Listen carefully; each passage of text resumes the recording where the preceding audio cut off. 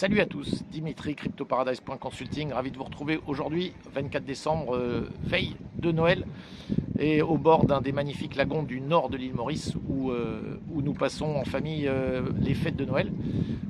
Aujourd'hui, je vais vous faire la quatrième vidéo de la petite série Pourquoi le Bitcoin, dont vous allez retrouver les 3 derniers épisodes en lien sous cette vidéo.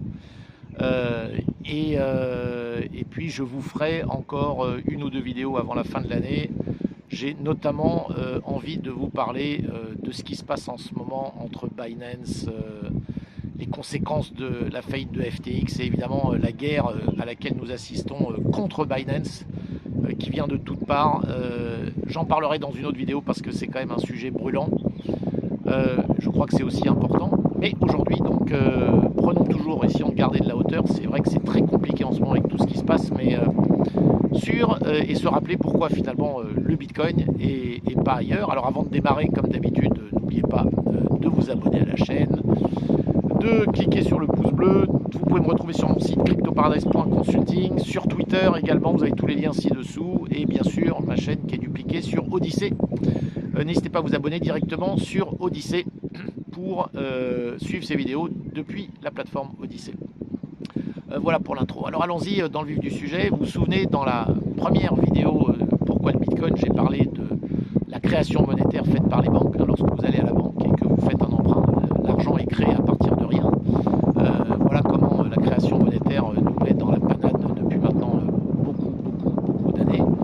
Depuis 2008, on a vu dans la deuxième vidéo comment finalement les banques centrales ont pris le relais et avec le quantitative easing se mettent elles aussi à créer de l'argent à partir de rien. Dans la troisième vidéo, nous avons vu comment en fait la création monétaire était en fait complètement contradictoire avec les, je dirais, le narratif du moment concernant l'écologie et le fait d'être dans une économie avec des ressources limitées. Aujourd'hui, on va tout simplement conclure avec ce que je pense être l'argument le plus efficace pour toute personne qui essaye d'expliquer le Bitcoin et pour toute personne qui doute encore pourquoi le Bitcoin. Et je vais vous rappeler quelque chose qui finalement vient des débuts du Bitcoin et qui explique très bien ce qu'est le Bitcoin.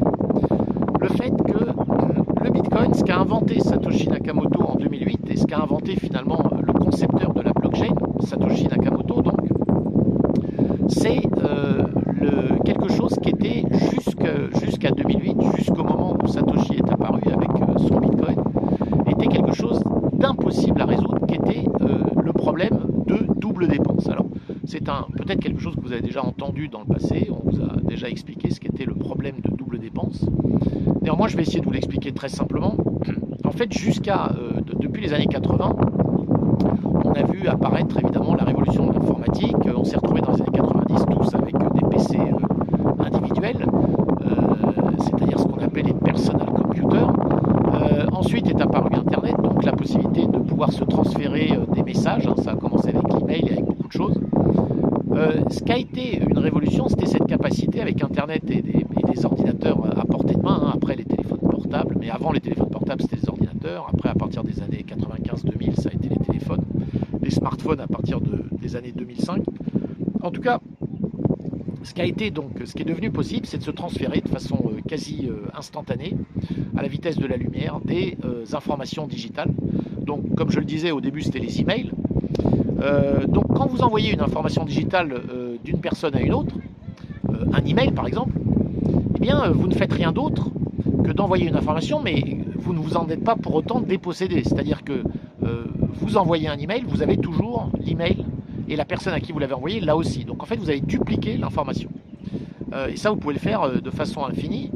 Lorsque sont apparus les transferts, vous savez, de musique par exemple, MP3, et ce qui a été d'ailleurs un gros problème vis-à-vis les droits d'auteur, hein. Le fait que vous puissiez transférer de la musique d'une personne à une autre ne veut pas dire que vous donniez la musique à quelqu'un et du coup que vous ne l'avez plus. C'est pas comme un cadeau que vous faites à quelqu'un dont vous vous dépossédez et que vous donnez à quelqu'un. Quand vous transférez un tableau de maître à quelqu'un, vous lui vendez, vous n'avez plus le tableau. Lorsque vous transférez une image ou un MP3, vous l'avez toujours.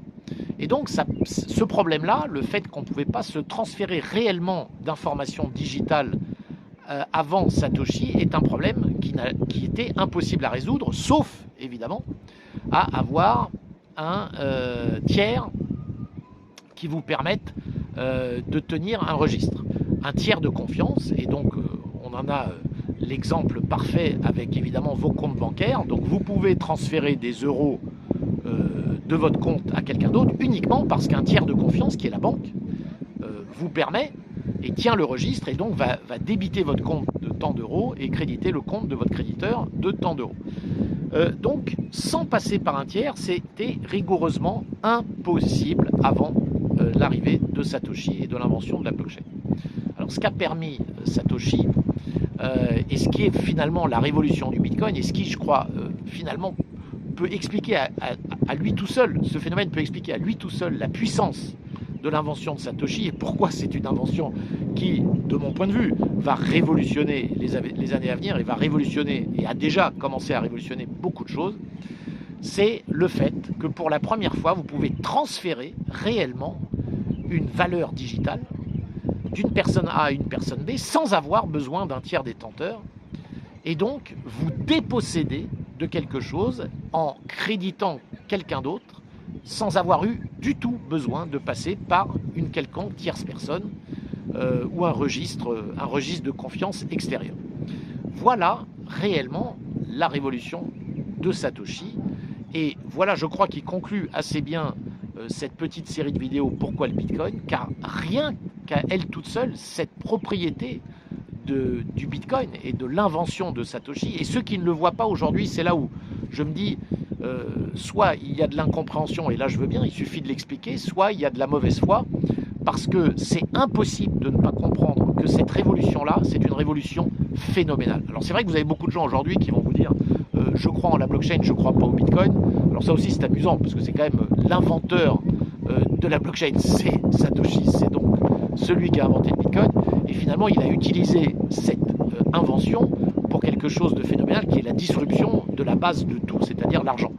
Et donc croire que ça n'aura pas de conséquences est quand même, à mon avis encore, un petit peu soit naïf, soit c'est ne pas ouvrir les yeux sur la réalité de ce qui nous entoure. Donc d'ailleurs, on voit bien que le combat auquel se livrent les autorités et qui font tout d'ailleurs pour arriver à leur fin, même si aujourd'hui ça va être très compliqué, de toute façon c'est impossible d'arrêter le Bitcoin en tant que tel, mais vous voyez bien qu'avec tout ce qui s'est passé, notamment dans les derniers mois, avec les faillites, les cryptos, etc., il y a beaucoup de questions à se poser sur ce que finalement le rôle des autres crypto-monnaies par rapport au Bitcoin, mais ça c'est un autre sujet. Donc je voulais aujourd'hui, et je vais conclure là-dessus, donc ayez bien ça en tête, et surtout si des gens, notamment autour des repas de Noël, vous disent « Ah, le Bitcoin alors !» Parce que vous savez, quand vous êtes un Bitcoiner, maintenant vous avez droit, évidemment avec le Bitcoin qui a baissé, alors ça ne va plus du tout le Bitcoin. Vous savez, finalement, la seule réponse et la seule chose qu'il faut faire comprendre aux gens, c'est cette invention phénoménale de Satoshi. Et cette invention, elle est là pour rester. Voilà pour aujourd'hui. Je vous souhaite à tous un joyeux Noël ce soir et de bonnes fêtes pour ce soir. Joyeux Noël, donc demain, le 25 décembre. Je vous referai une vidéo avant le 31 où on parlera de Binance et de ce qui est en train de se passer